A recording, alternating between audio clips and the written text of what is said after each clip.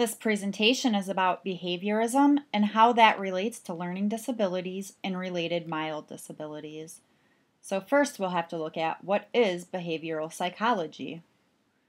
Behavioral psychology is simply understanding why humans behave the way they do. It is the study of behavior under the contingency that all behavior is a function of the result, which is the reward or consequence. It allows us to better understand behavior and why people, and particularly students, behave the way they do. All behavior has a function, all behavior is learned, and if behavior is learned, then it can also be unlearned. We will have to look at the key contributors, the background, and the theoretical roots. First, you can't talk about behaviorism without talking about John B. Watson. He looked at the scientific study of human behavior. That studies what people do. Observe behavior, make predictions, and look for a relationship between the two. His most famous quote is, "Life's most complicated acts are but combinations of these simple stimulus-response patterns of behavior." And then B.F. Skinner, who is known as the father of behaviorism. He believed that you can control the behavior through controlling the environment in which the behavior is centered. Therefore, behavior is based on environment. Behavior equals communication. Skinner's operant conditioning is based on Edward Thorndike's law of effect. Operant conditioning is the cause of behavior followed by the consequence. And now you might be wondering, what is operant conditioning and what does it look like? Fine, whatever. Are you finished?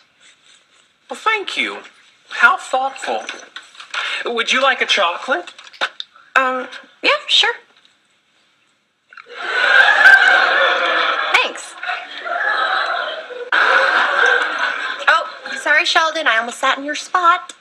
Did you? I didn't notice. Have a chocolate. Thank you.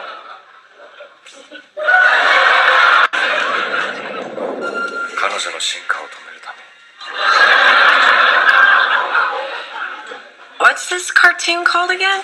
Oshikuru Demon Samurai. And it's not a cartoon, it's anime. Anime. You know, I knew a girl in high school named Anime. Anna Mae Fletcher. She was born with one nostril.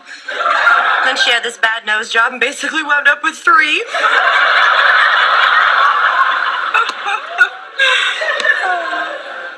You're here a lot now. Oh, am I talking too much? I'm sorry. Zip. Thank you. Chocolate? Yes, please.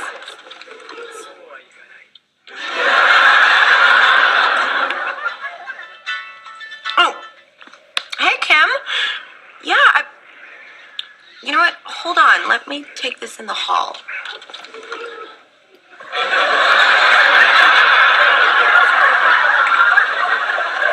You'll never guess who they got to replace you at work.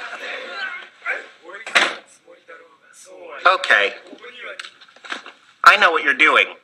Really? Yes. You're using chocolates as positive reinforcement for what you consider correct behavior. Very good. Chocolate? No, I don't. And that is a perfect example of what operant conditioning looks Fine, like. whatever. So now let's focus on Are you behavioral finished? psychology and education. This can determine the way a teacher teaches. This theory can provide the groundwork for instruction and assessment of students. It is based on 5 major components, and behavior being a form of communication allows us to determine what the student is trying to communicate but is unable to. Once we make that determination, we can modify the environment and recreate the stimulus event or consequence. So let's look at those 5 components. Human behavior is shaped by behavioral principles, such as positive reinforcement, and is a function of consequences. All behavior happens for a reason. To change or modify behavior requires the behavior that is concerning to be the direct focus. When teaching, the priority objective should always be stated clearly. The behavior that is being targeted must be observable and measurable. To determine how effective the intervention is will require constant measurement. And that includes the ABC, which is known as the behavioral unit. So we have the A, which is the antecedent or stimulus, B, which is the behavior or response, and C, the consequent event, and that's the reinforcement. So functions of behavior, there's three main functions. The first is to obtain something, which is usually attention, power, and or control. The second being avoidance or escape, and sensory stimulation, either too much or not enough. And then we're going to look at the functional behavior assessment and how that plays into behaviorism in the classroom. So this is to evaluate a student's behavior. All behavior, as said before, has a function and it serves a purpose. There is something that will trigger the behavior, and that is what's observable. This will help educators determine what the behavior is trying to obtain and how you can replace that. And within that, you have the positive behavior support. The positive behavior support will help you determine what the target behavior is. It is meant to seek, identify, and implement a replacement behavior and modify the environment in which the behavior typically occurs. School-wide positive behavior supports, which is preventing negative behavior on a school-wide level for all students. So how does this relate to education? Well, some might say, how does it not relate to education? This studies human behavior. As educators, we look at how a student responds and reacts. If it is negative behavior that is hindering learning, we can work to replace that behavior. Negative behavior impacts learning for the student specifically and the students within the environment. So, special education implements the behaviorist approach. Look at the IEP, or the Individualized Education Plan. That measures current performance, goals are documented, and achievement is measured. There are several challenges that come with this. The major challenge is the connectivity between behavior and students with learning disabilities and related mild disabilities. 1/3 of students with LD are suspended or expelled at some point in their education. 52% of students who experience disciplinary action are students with LD. 613,000 students with LD face disciplinary action, and that is 24% of all students who have been identified. And they are 2 to 3 times more likely to face discipline action than the students who do not. The more likely a student is to face disciplinary action at school, the more likely they are likely to end up in the juvenile system.